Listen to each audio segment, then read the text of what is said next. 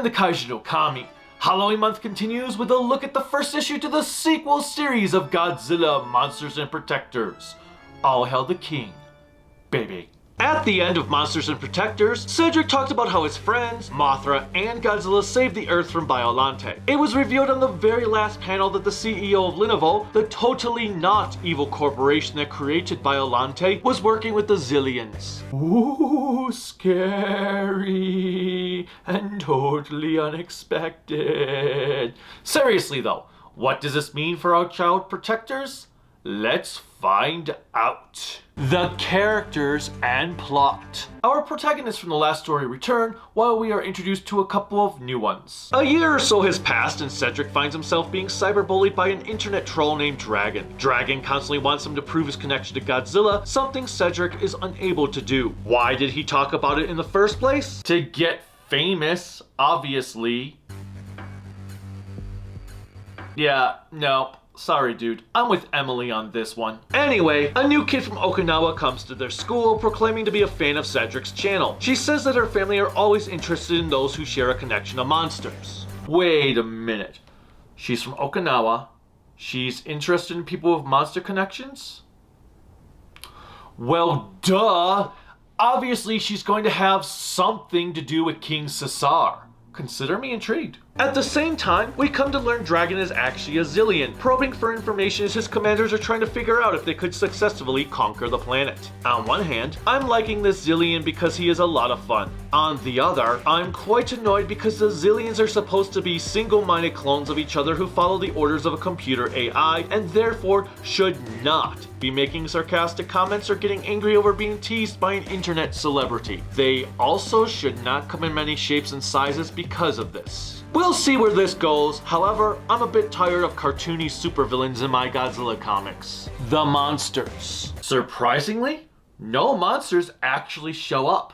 At least physically. The only appearance of the monsters are in dream sequences. The Zillions use a dream machine that makes Cedric, Emily, and Anderson believe they are Godzilla fighting various monsters like Gebra and Anguirus. They're only featured for a page or two. Beyond this, and a totally unexpected expected one, there's not much monster action to be had, which is actually a blessing since it spends time developing the plot. What?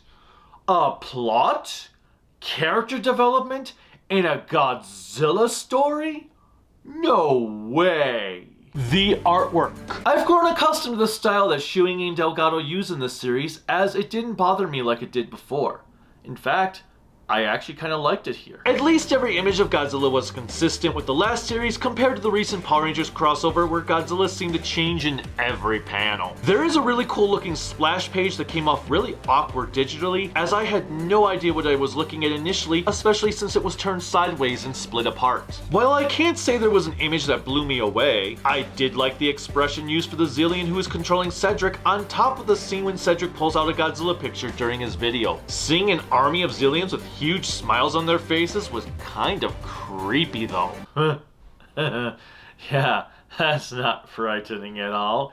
The same goes for this shot here with Anguirus' expression of annoyance when he is being shot by Godzilla, which is equally scary and yet kind of hilarious. Overall, I really liked this issue.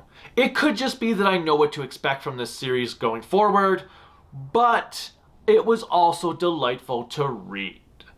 There are a lot of cool concepts that are introduced that I cannot wait to see them get unraveled. Definitely pick this one up. Until next time, bye.